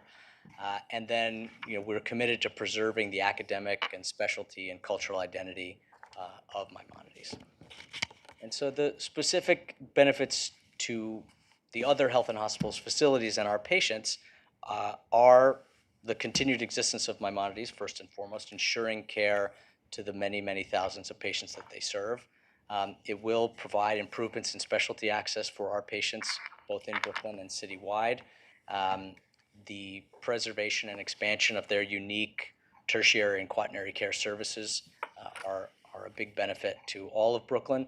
And then they have a large footprint of community health and public health services across the borough through their accountable care organization, their health home, other care management activities that will fit very nicely into our work in value-based care across MetroPlus, Health First, and all of our other partners. So that is the vehicle to advance the partnership. The specific process and strategy to get there, we have built an incredible internal team who've dedicated a lot of time to work on this, but we've also been working with best-in-class outside counsel and consultants to check our math, check our thinking, and support us through the work. The structure of the partnership that Andy will go into in a bit more detail is an asset transfer to health and hospitals or our subsidiaries, a new professional corporation that will allow all the physicians currently practicing at Maimonides to continue under their current contracts, a employee leasing apparatus through MMC so that employees currently employed at Maimonides can remain there in their collective bargaining agreements while continuing to work at the hospital. We will assume the capital needs and liabilities of Maimonides across the board, including Epic, their building needs, and a variety of other improvements needed across the facility. And our kind of North Star with this is that the transaction should limit disruption on both sides. We did not go into the transaction, we went into the transaction insisting that the labor relationships and collective bargaining agreements at Maimonides should be maintained. We want to retain and empower the physician workforce and the non-clinical personnel. With the movement of the hospital licenses over to us, the physician workforce will move into a professional corporation, and that is really designed to limit the amount of disruption. And we need to design a transaction structure that can manage the complex current structure of Maimonides. They have multiple subsidiaries, and we have to absorb that into our unique public benefit corporation structure. And then in any transaction, the Board of Maimonides rightly wants enforceable covenants that we are committed to what we say we're committed to at that institution. And so anything we move forward on in a partnership will have those commitments from us to the community to continue the critical services that they provide. So Andy, if you want to go into any more detail on the structure approach, or should I dive in? I think you covered actually Okay. most of it, so I'll just wait for questions, I think. Okay. So again, just to underscore the reason for the structure that we've outlined, our instance of Epic can only extend to Maimonides if they are formally a part of our system. We cannot do Epic for just partners that we contract with or are loosely affiliated with. Similarly, for our improved Medicaid rates and supplemental payments, Maimonides has to be a part of our system for that to occur. A friendly professional corporation for the physicians allows us to follow the corporate practice of medicine rules in the state of New York, maintains the current physician contracts and valuable joint ventures, preserves their identity as Maimonides physicians first and foremost, and allows the least amount of disruption versus their current state. And then similarly with them being a part of us, the structure is what allows us to make improvements in purchasing, medical malpractice coverage, contracting with managed care plans and other key areas that will drive value and help reduce the deficit at Maimonides over the long term. The finances of the partnership, as I said, flow through the state Safety Net Transformation Fund. The state's commitment throughout this 5-year grant is that there will be no new costs for New York City Health and Hospitals, and the deficit of Maimonides will be addressed through that period. The specifics of the award to date are about $1.5 billion in operating funding, forgiveness of over $200 million in debt, and covering transaction costs through this. The award also includes over $500 million in capital funding for Epic and other projects. And then after the state's support of Maimonides' deficit through 2030, Health and Hospitals will be responsible for it going forward. There will also need to be support through the various regulatory agencies as this moves towards closure at the end of March. And then critically for us, as we think about the finances of this, we are grateful for the state's support. It will be critical for addressing the deficit over these 5 years. But there are multiple opportunities for long-term improvement and financial growth. As I said, our purchasing as a larger entity, our ability to find synergies together can help address some of the cost structure growth at Maimonides. Our patients' need for more specialty care access, our improved Medicaid rates, and a lot of the success we've had in our financial operations through Epic and other vehicles will improve the revenue at Maimonides, and we think we will grow together in a very productive way should this proceed. And so finally, the next steps and timeline here. We received the state's award letter for the SafeNet Transformation Fund on the 10th of November. There will be a contract adding more specificity around that to come. The goal is to sign definitive agreements advancing the transaction this year. The Maimonides board will need to support before that happens. And then the goal is to head towards closing the transaction and formally partnering by April 1, 2026. We will need regulatory approvals, as I said, from the Department of Health, from the Attorney General, from multiple other parts of the state government. And there will be approvals from this board needed for this to move forward, including real estate transactions, other key contracts, executive and leadership appointments, and the creation of the professional corporation affiliation, and finally, the closing of the transaction. So many more steps to go, but hopefully with your support, this is an important step in the direction to advance our mission and protect the health of Brooklyn and the city of New York at large. So thank you very much for the time. Thank you. Any questions? Frida? I have a few. So thank you. I loved the history to begin with, and I think that from a mission standpoint, this makes you can see this in how it all makes very much sense and is very important to us for MIMO to be strong and survive. It's important not just for MIMO, but for us. But I have just a few questions first on the process. So the structure would be that the doctors would go into a separate PC. Do we have that with any of our other hospitals, or would that be unique to MIMO? So PAGNI is a PC, is a professional corporation of doctors.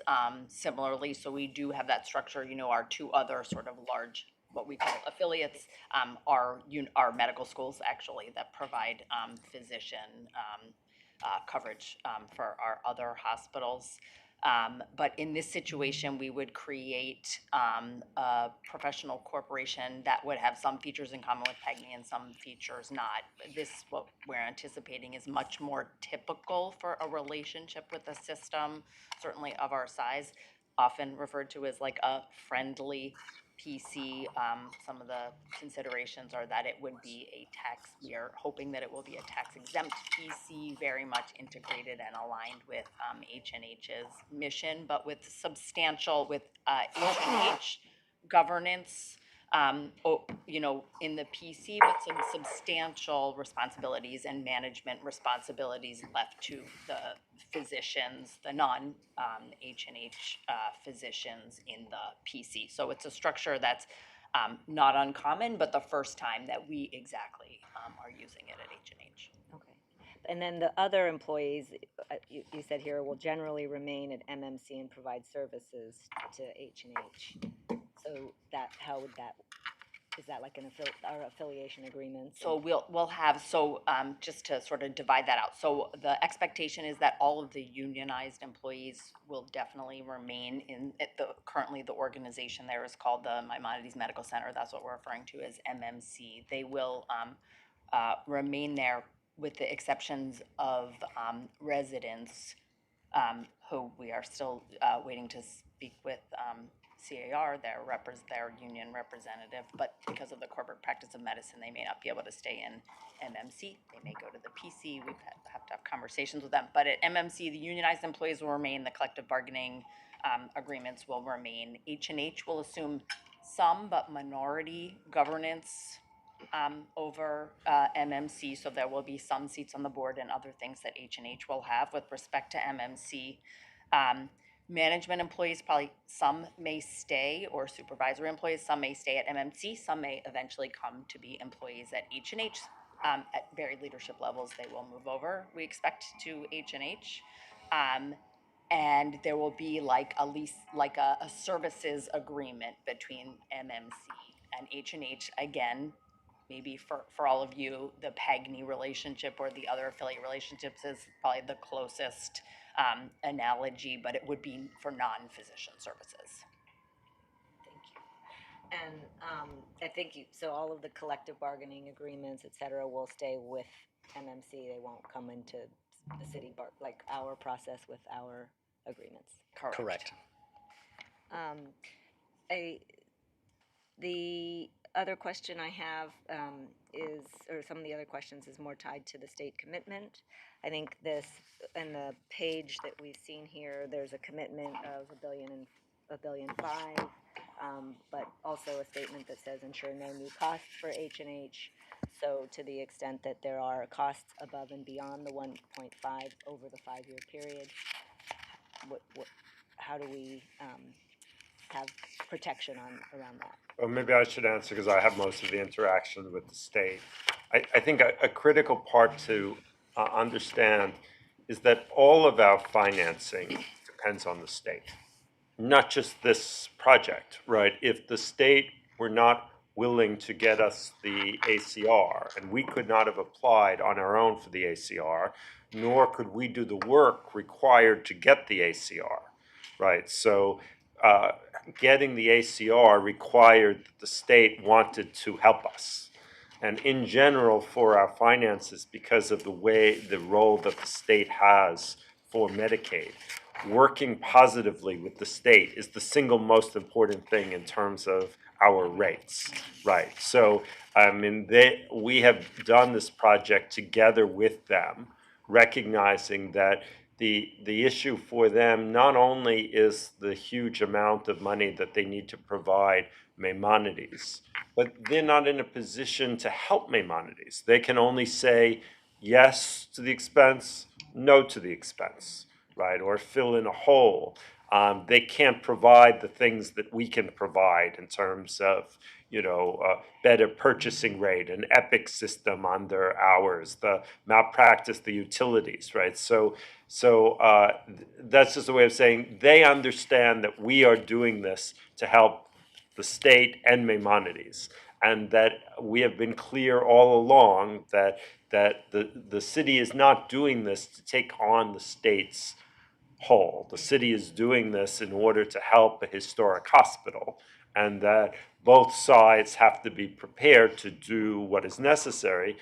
The city and the state also trade huge sums of money for all sorts of health benefits all year round. And so, it's not as if this is a single issue transaction, right? That there are numerous ways where the state can help us and we can help the state. And we generally believe that's what good governance is us helping them and them helping us. And that sometimes does require understanding what they can do, what they can't do, what they put in a contract, what the promises they give us verbally, right? But all of our efforts have been with the idea that we're doing this together, that this is a partnership for success that everybody is invested in. And I think that gives us a lot of the things you talked about, the EPIC implementation, some of the different things that we need some time to do. So a 5-year partnership to kind of get this gives us the time to create the synergies that we're looking for. Correct. So on the agreement and what we're approving today, I think it's that we're approving to move forward. You guys continue negotiating. I think a lot of work has already been done, but there's still some details and, of course, diligence being done. And so there will be agreements that come back. Will they be coming back for just like a final approval of the transaction, or is it just in piecemeal of like the affiliation contracts? Is there like one final closing agreement that we would approve, or how do you envision that? I think there will probably be multiple steps. Certainly, in informing the board at every step of the process as we make progress. Given the compressed timeline, we may have the final votes at one board meeting, but as soon as things are ready to be voted on, I would anticipate them coming back and making progress as we go.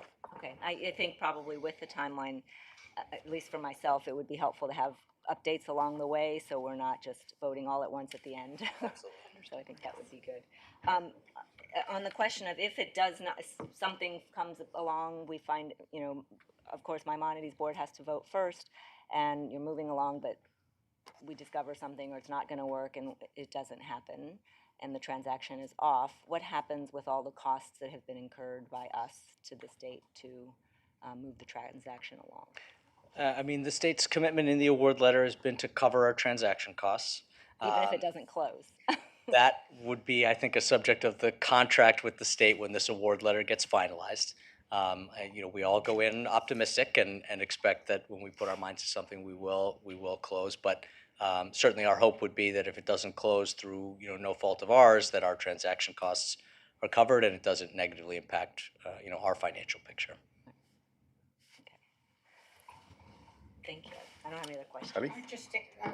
Just to reinforce the statement that Mitch made about why it's in our best interest as supportive of our own mission, if for any reason MIMO was to close, we don't have the capacity to absorb their patients. We do not.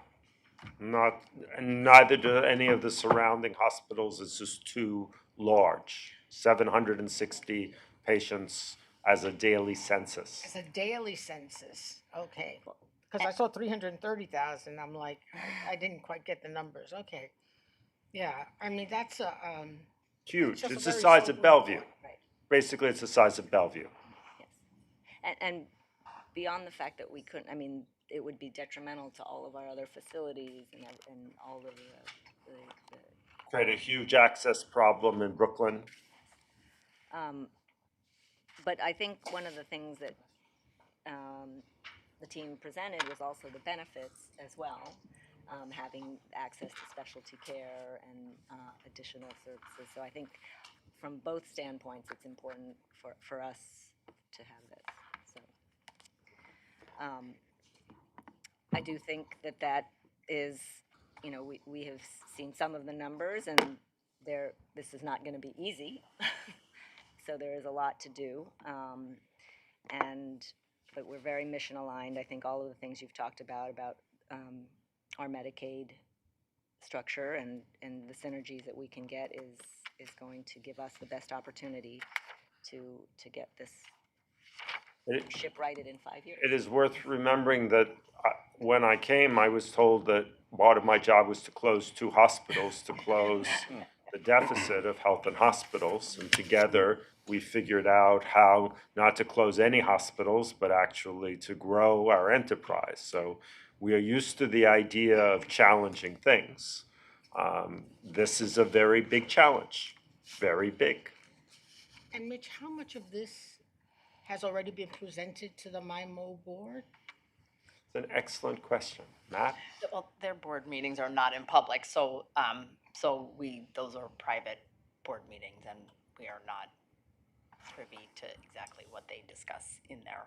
In our discussions with them, because we've had discussions with board members, do they have a sense of the magnitude of the problem, the approach we're going to take, what our expectations are for them? Any of that out there yet, or is this we're going to now present it to them? I think it's out there. I think there is, there's been significant discussion of this over many, many months. And as Mitch said, they've been searching for a partner for over 10 years. So I think they understand the need. The details of the definitive agreement will come before their board. And, they will have things to negotiate and things to discuss. And, the devil is always in the details. But I think we are at that stage of getting into the nitty-gritty details, and they will make their decision. Okay, any other questions or comments? I think the only thing I'll add is, besides everything that has been said, is thank you to all the staff that has been working on this, regardless of the outcome at the end of the day, because I know there's a lot more than the 3 of you right here, so sitting at the table. So thank you. Thank you. So let me take it up for a vote. Go ahead. Yeah. And to Mitch's point, I mean, if anybody can do it, this team can do it. So Yes. I would say that. That's a more elegant way of Yes. the way I said it. Thank you so much. Then, so let's take it up for a vote. All in favor, please say yes. Yes. Opposed, say no. So resolution approved. Thank you. Thank you. I'm going to move now to President's report, Dr. Katz. I know we're short of time, and you have the whole thing to read. And so I'm going to follow my own advice about the contracts, which is to say we should always spend our time on the most important items. And I think the most important item for the board is the Be Heard item. So that's what I want to just explain, what happened around Be Heard. I know we sent you the newspaper articles. But I think it's important to hear some of the background that was not in the Be Heard. The basis of Be Heard is the idea of sending a social worker to help when you have an emotionally distressed person, which seems to me an incredibly smart idea. That these calls currently come through 911, and we certainly don't want a police response, but we also didn't want for the city purely a EMT response. We wanted the right person to help to de-escalate the emotionally disturbed person. So when the city went into the Be Heard, they made the fire department was the lead, and our sole job was to hire and train the social workers. Social workers work for us, everybody else, and all the operations are in fire department. The way that it works is the call comes in, emotionally disturbed person.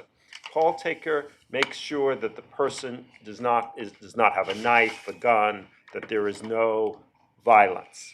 Once they determine that there is no risk of violence, they dispatch the Be Heard ambulance, which exists in 4 of the boroughs, but not all of the areas of the city, but there's one in each of the boroughs, or more than one, but none in Staten Island currently. And the call goes out, and to the emotionally disturbed person goes 2 paramedics, 2 EMTs, and a social worker in an ambulance that cannot transport. They go on scene. The EMT's job is to make sure that there's no immediate medical issue. Social worker's job is to de-escalate the situation. De-escalating situations is a time-consuming thing. In fact, you want it to be time-consuming. You do not want it to be quick. You want to be, hi, how are you? I'm Dr. Mitch Katz. I'd like to talk to you. I heard you're having a hard time. It is not what a typical ambulance response, which is about, is get the person stabilized, stop the bleeding, get them intubated if they can't breathe, get them to a hospital. It is a slow response. If that person needs transport under the current system, because it's a non-transporting ambulance, that group has to call for a transporting ambulance to take that emotionally disturbed person to, say, a psychiatric emergency room. That call first will take a while because since there are 3 people already on scene, people will view that as a safe moment. And so they'll focus their ambulances on going to pick up people who are, say, having a heart attack or stroke or short of breath. Right. So then you have a situation where you have 2 EMTs, a social worker waiting for 2 more EMTs, and a second ambulance. That is our current situation. So the fire chief had raised to me, would we be willing to take over the function if they continue to do the triage? And part of the goal here is that New York City has had difficulty maintaining rapid response for medical emergencies because they don't have enough EMTs. So his goal was, if I can pull these EMTs to answer medical calls, then our response time would be shorter, which is in our interest as well, because we're running the trauma centers, and our ability to succeed also depends on how quickly you bring us the bleeding patient or the person who's not breathing well. So over a period of time, we worked out a system, and our current plan is the fire department will continue to do the triage. The call will come to us, but we will send a registered nurse, the same social worker with a driver to the call. And that ambulance will be able to transport. So you won't have to wait for another ambulance. You won't send 2 EMTs. We think a registered nurse would be particularly good at medication reconciliation, which is one of the issues that sometimes happens. People are not on the medicines they should be taking. And also by our doing it and being involved in this way, we think we would have a closer relationship with our own outpatient mental health and the hospital. And so we think that that is good. There are some, concerns. This happens anytime you do change. Absolutely. EMTs are concerned that does this make it seem like they are less important, like they weren't doing a good job? And it's not about that. It's about the sheer number of EMTs necessary to keep New York City having fast responses. And what is the ideal team? We can recruit more nurses now. Fire cannot recruit more EMTs at the moment. So that is the basis of it. So there are concerns from the EMT union. Is this, someone else? Let me just finish checking, then I'll ask you. Is this taking away our work? Our view is, no, you are desperately needed. No, nobody is taking away your work. We're trying to come up with a model that would allow us to expand the program, which every year the city council says, this is great, when are you going to expand it? But in the current model, which could require 4 EMTs and 2 ambulances, it's impossible to expand. It's never going to expand under the current structure. There's just simply not enough EMTs to do it. And the other area where there was controversy is the question of, should this have waited for the new mayor, which people asked. This is not happening today. This has been negotiated since the summer. There were a set of steps that needed to happen with notifications of the union. The goal is to get this up in spring. There's plenty of time to figure out, what is the ideal model. And we're looking forward to working with the new mayor as well. We think this in general fits in well with the general idea of send licensed professionals, don't send law enforcement people. Not that EMTs are law enforcement, but they're also not social workers, and they're not registered nurses. That's right. And so we think that this would be a better model. Jackie? Yeah, I'm glad that you're talking about this because this is a very serious issue that I've been looking at for a while when it first came up. Now, one of the things that I'm glad to hear you say is that they're going to check. Now, I don't know, it have to really set up. Do they have a weapon? Do they have a knife? Do they have a gun? Are they ironic? Are they just crazy? If so, that's when 911 NYPD come in. Correct. So my thing was, when all this first happened, I had sat in a lot of meetings about this. My concern was social worker is fine, but the social worker should not go by themselves. Right. But then what you bringing up, I didn't hear that part. And talking and sitting in a meeting, I didn't hear the part of let's check first and see, is it any violence, is it any guns, any knife, any weapons, any bats, before we send someone out there. That's good to hear. Now, the social worker must come with someone. So you're saying that the nurse will replace the social worker? No, it'll be just as it is now, 3 people. Right now, the 3 people are 2 EMTs and a social worker. We're proposing that the 3 people be the social worker, a registered nurse, and the driver of the vehicle. Absolutely. And now that makes The sense. same three people, because we recognize you cannot send one person. Absolutely. Even if you've done all of your screening, you can't send somebody by themselves. Now that makes sense. So I've been sitting in meetings, and we still supposed to meet next week with NYPD. So that was their concern, when it was said, oh no, we don't need NYPD. Let's send the social worker in and eliminate NYPD. So it was so many different conversations going on. So sound like you getting it right, doctor. So, we need to really, got to sit and work on this because this is a serious situation because a lot of violence and gun violence and knives come from mental illness. And so that is so important and very near to my heart, because I'm out there watching it and dealing with those issues Sure. with the parents. So I'm glad to hear that. And I'm glad, I like your solution. And when I sit in the meetings, I'm not going to say, oh, Dr. Katz said, but I am going to hear what they got to say. And when it all gets together. So I would love to be a part of whatever. Thank of you, that Jackie. piece, I would just suggest that the PD, I don't know why they're not at the table because they're going to have a role. I mean, they're going to be in the first instance someone that you turn to before you go down our road. So that's a thought. The PD should be more formally a part because otherwise you're talking about what they're going to do and you should make sure they know what they're going to do.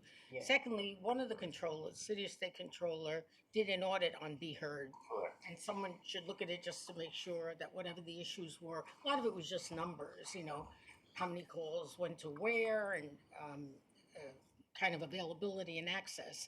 But it's worth taking a look at. to Right, see if we think that this is responsive to that because one of the concerns of the controls audit is that not all the calls that could be done by Be Heard are done by Be Heard. Right. And that's directly related to the shortage of people because of the requirement that you could you need at least 2 EMTs and maybe you need 4. And these are very long calls. Right. These are not, so it's not even the equivalent of 1 call, right? This could easily be 3 hours on the scene, right? None of the medical calls are like that. So you're taking out 2 EMTs for 3 hours and then you're calling 2 more EMTs. And that for that reason, in the end, lots of areas of the city are not covered, and lots of calls, even in those areas, don't get answered because the team is out and they're out for a very long time. So that our view is that if the city really wants this to be the response, we need a different model. So Patricia, then Vincent? We do. I guess my question you might not be able to answer yet because I think it's something once this is fully developed on our side, we'll see how it plays out. However, before I go there, I could see where 3 hours in the street could save us a lot of time in the ED. Not only with the patient we're dealing with, but with the other patients who like to get riled up by a patient in crisis. So I could see where it's going to make a big difference if we can control the situation from the street and bring them into the ED that way. It's probably better, whether it's a specialized CD for psych care or a regular, regular ED. So I really support that thought. But what does it actually look like once the nurse and the EMTs are ready to transport to the hospital? Are they following just the same process they normally do, calling it in and just coming in with that patient? Is that patient then fast-tracked to a particular room and situation and set up? Or are they, at that point, starting all over again or being put in the way? You know what I mean? The goal is certainly the first, and the feeling that if we're actually running it, that we can control that flow, right? Because we run the majority of the psychiatric emergency rooms, and the hope is that not only could we do what you're talking about, but what we could also do is find out that this person is an outpatient at Roberta Clemente, and they have a social worker who is very connected to that because we have the Epic record open and we're looking at it, and that maybe the solution is actually, we got you an appointment tomorrow at Roberta Clemente, right? So that the solution could be anything from you're not following the instructions on your medicine, how can we help you, to an outpatient appointment, to come now and we're going to go to the psychiatric emergency. And just one more comment, I'm sorry. I could see the dynamic of one-on-ones changing from a program like this because we put so many, not just H&H, I mean, tons of dollars are put into one-on-ones. And no matter what we do, safety can be a concern in this situation. So then, what do you do? I think we might be able to change that dynamic, and I'd be very interested in us hearing how we could also consider changing that once you've gotten that patient to that point where a one-on-one is no longer necessary. Well said. Basically, a combination of those questions, but I think the key was, relating to how we're going to be able to log this information. Are they our patients? You mentioned Epic. Is there going to be an Epic record that is going to be following it? And again, logging all that, getting the data together, and I'm just wondering, because again, this is an area that's got national, implications, and I think getting real data out instead of people being able to come up with all these problems that may or may not be there. And again, the continuum piece, which Sally mentioned, was the other issue, which is at some point there may be the issue with violence coming in. How is that handled? How do the police fit in? Is there a quick track for that social worker? So I think those are some of the, concerns, I guess, and opportunities, I guess. Yes. And Mitch, one of the things that even came through from this discussion is that there's not a widespread full understanding of what this program is and how the folks are going to work together and how it's not replacing a police presence completely, how it's going to actually improve responses for emergencies. I think the public, a lot of even people who are interested are not hearing that full story. So I think communication is going to be a critical part of it too. I think we're going to wait for the new administration for the further, it fits well with some of their, community policing ideas. Right. And we don't want to be at odds, and we don't want to be, because we're not, I think conceptually. So I think given that it's November, I mean, the part of what I had to explain to the media is we've been working on this since the summer. And this is when we had requirements with labor partners about notifications and discussions, and those happened, and now we were done in November, and the mayor wanted to announce it, and it is a good idea, and I think everybody will win. But we will need to work with the new administration on what the operationalization of this looks like. And maybe they'll want to fund, what we were able to show is that in this model, we could answer more calls with the same amount of money, as you'd expect, because we're decreasing, the use of the EMTs for many hours. Ideally, they may want to fund us to do more areas of the city, because that's what the controller's office report says, is that we're not covering much of the city, and many calls that could be answered by us are not being answered by us. So ideally, they would decide that they like the model that we're proposing and they would like to expand it. And you couldn't, even if they loved the model that we had now, you couldn't expand it because there are no EMTs to hire. So even if you said, I love this model, here's $20 million, can't do it. No EMTs in the workforce to hire right now. It's a lot of parts to this. Coalicia reminds me that it's my job to read to you the contract deviations. Crothall is the current vendor responsible for provision of environmental services management at NYC Health and Hospitals. They were selected in July 2020 following a competitive RFP process. On November 5, 2020, the board authorized NYC Health and Hospitals to execute a 3-year agreement with 2 optional 1-year renewals with Crothall to provide environmental management services for all of the system's facilities. The need for the deviation is due to the ongoing negotiations with the vendor in order to maintain the critical services that Crothall provides and allow for sufficient time for cost and operational due diligence to be completed. I authorized a deviation to extend the current contract through June 30th, 2026, and an increase in the not-to-exceed amount to $57 million. Thank you, Coalicia, for always reminding me of my responsibilities, and with that, my report is over, Mr. Chair. Thank you. Okay, so committee reports. The committee reports were emailed to you and are in your folders, electronic folders for your review and submission into the record. Any questions or comments about the reports? Is there any old or new business from board members to come before the board? Hearing none, the board meeting is adjourned. Thank you. Thank you. Thank you. This meeting is no longer being recorded.